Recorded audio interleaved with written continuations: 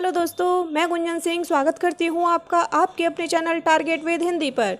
तो दोस्तों, आज है संडे और जैसा कि आप सभी जानते हैं, हम जो कुछ भी मंडे टू सैटरडे पढ़ते हैं उन सब का रिवीजन हम संडे को करते हैं।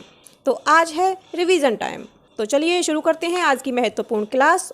और इसी के साथ हमारा फर्स्ट क्वेश्चन है, मूल शब्द से पहले जुड़ते हैं। मूल शब्द से पहले जुड़ते हैं उन्हें हम कहते हैं उपसर्ग। उपसर्ग को आदि प्रत्यय भी कहा जाता है। उप प्लस सर्ग। उप का अर्थ होता है समीप या पास और सर्ग का मतलब होता है सृष्टि करना। इस तरह से जो उपसर्ग होते हैं ये मूल शब्द से पहले जुड़कर उस शब्द में नवीनता ला देते हैं, उस शब्द का विशेष अर्थ प्रकट करते हैं। जैसे अपमान। ठीक, अब मान क्या है? मान है मूल शब्द और मूल शब्द से पहले जुड़ा हुआ है अप। तो अप क्या है? उपसर्ग, जो कि एक नया शब्द बना रहा है और उसका विशेष अर्थ प्रकट कर रहा है। नेक्स्ट है असत्य। असत्य शब्द में उपसर्ग। सत्य क्या है? सत्य तो है मूल शब्द और मूल शब्द से पहले अ क्या है? उपसर्ग। और अ का क्या अर्थ है? अभाव या निषेध।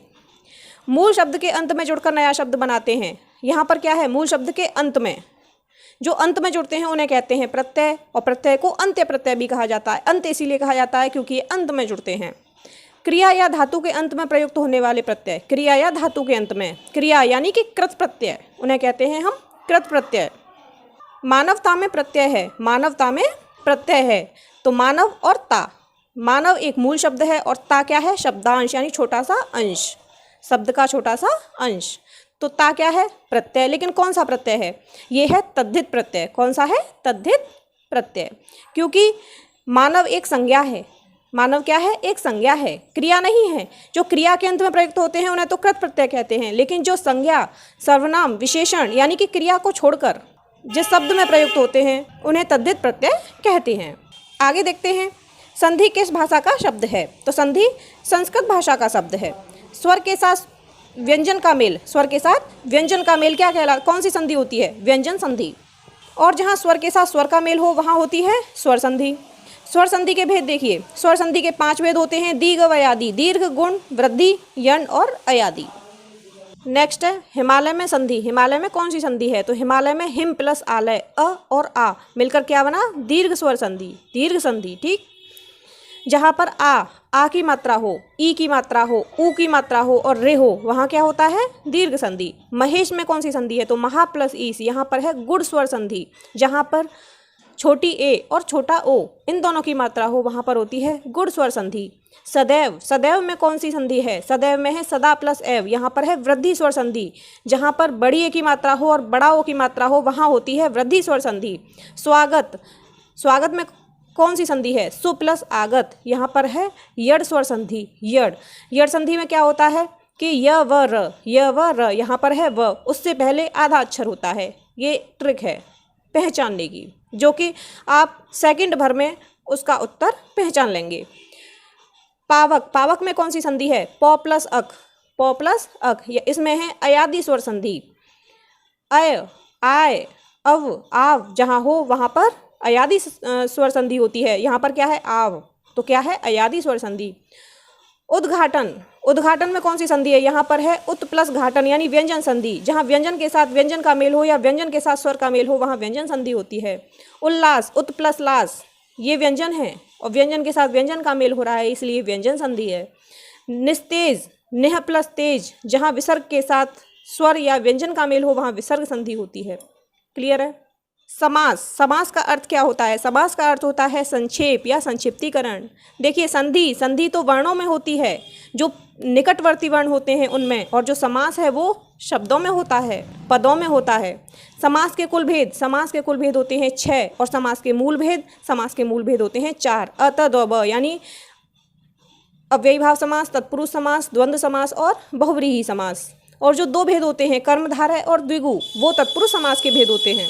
वही क्वेश्चन है हमारा, कर्मधारय समास किसका भेद है? तत्पुरुष समास का। यथाशक्ति में समास। अब देखिए, यथा, यथा से शुरू हो रहा है ये शब्द। ठीक, तो इसमें पहचानने की ट्रिक बताई थी हमने। यथा, यथा से जो शब्द शुरू हो रहा है वो क्या है? अव्ययी भाव समास। समस्त पद अव्यय की भांति कार्य करता है। जो पद अव्यय की भांति कार्य करेगा वाक्य में वो होगा अव्ययी भाव समास। संधि होती है वर्णों में यानी कि सन्निकट वर्णों में। अभी बताया था, समास 2 पदों में होता है, समास पदों में होता है और संधि सन्निकट वर्णों में होती है। संधि तत्सम शब्दों में होती है, संधि तत्सम शब्दों में होती है, लेकिन समास सभी शब्दों में हो सकता है, जैसे चाहे वो तत्सम हो, तद्भव, देशी, विदेशी। ठीक। घर घर में समास, घर घर ये क्या है, घर और घर ये संज्ञाएं हैं, और जहाँ संज्ञा की पुनरावृत्ति हो वहाँ पर क्या होता है, अव्ययी भाव समास। राष्ट्रपति में समास कौन सा है, तो राष्ट्र का पति, राष्ट्र का पति। तो ये जो का है ये क्या है, विभक्ति है, परसर्ग है, और जहाँ परसर्ग का लोप हो, जो कारक चिन्ह है ना हमारे, उनका लोप हो, वहाँ पर तत्पुरुष समास होता है। मतदाता, मत को देने वाला, यहाँ पर परसर्ग है, परसर्ग का लोप हो रहा है, मत को देने वाला तो मतदाता, तो यहाँ पर तत्पुरुष समास है। परसर्ग लोप के आधार पर तत्पुरुष समास के कितने भेद हैं, तत्पुरुष समास 6 भेद। नीलकंठ में समास है, नीलकंठ में कौन सा समास है, देखिए, नीला है कंठ जिसका, नीला है कंठ जिसका, किसके बारे में बातें हो रही हैं, तीसरे के बारे में, अन्य के बारे में, अन्य पद प्रधान है, वहां पर है बहुव्रीहि समास। अगर ऑप्शन में बहुव्रीहि न हो तब हम कौन सा लगाएंगे, कर्मधारय, क्योंकि कर्मधारय समास में पूर्व पद उत्तर पद की विशेषता बताता है। तो उत्तर पद है हमारा कंठ, तो कंठ की विशेषता बताई जा रही है इसमें, जैसे कंठ कैसा है, कंठ है नीला, तो ये क्या है, कर्मधारय समास। द्विगु, द्विगु का अर्थ है, द्विगु का अर्थ होता है 2 गायों का समूह। षडानन में समास है, षडानन, इसमें है बहुव्रीहि समास। क्या है, बहुव्रीहि, क्योंकि षडानन किसी और के बारे में, तीसरे के बारे में बातें हो रही हैं। लेकिन अगर ऑप्शन में बहुव्रीहि न हो तब हम कौन सा लगाएंगे, ऑप्शन में बहुव्रीहि न हो तब हम लगाएंगे द्विगु, क्योंकि द्विगु में क्या होता है कि जो पूर्व पद है वो विशेषता बताता है उत्तर पद की, और इसमें संख्याएं होती हैं, और षड यानी कि 6 मुख हैं जिसके, है ना, तो यहाँ पे है द्विगु समास। लेकिन अगर दोनों ही ऑप्शन में होते हैं, एक स्थिति आती है कि जब दोनों ही ऑप्शन में होते हैं तो वहाँ पर हम बहुव्रीहि लगाएंगे। ठीक। दोनों पद प्रधान किस समास में होते हैं, द्वंद्व समास में। देखिए, द्व और द्व ये दोनों सेम है, तो दोनों पद प्रधान हैं। द्विगु समास में प्रधान पद, जो द्विगु समास है इसमें कौन सा पद प्रधान होता है, इसमें उत्तर पद प्रधान होता है। क्यों, क्योंकि तत्पुरुष समास में तत् प्लस पुरुष, तो पुरुष क्या है, उत्तर पद है, तत्पूर्व पद है, पुरुष क्या है, उत्तर पद है, और तत्पुरुष का ही भेद है द्विगु समास, तत्पुरुष का ही भेद है द्विगु समास। तो द्विगु समास का भी कौन सा पद प्रधान हुआ, उत्तर पद प्रधान हुआ। दूसरा, जो द्विगु समास है, तो द्विगु समास में जो उत्तर पद होता है वो विशेष्य होता है, और विशेष्य की विशेषता जो बताता है वो पूर्व पद होता है, इसीलिए उत्तर पद प्रधान होता है। इस तरह से हमने मंडे टू सैटरडे शब्द रचना वाला टॉपिक पढ़ा था। शब्द रचना में उपसर्ग, प्रत्यय, संधि, समास, इन सब का अध्ययन किया था, और उन सब का रिवीजन हमने आज संडे में कर लिया है। कल मिलेंगे हम एक नए टॉपिक के साथ। अगर ये क्लास आपको पसंद आई हो तो प्लीज़ उसे लाइक एंड शेयर अवश्य करें।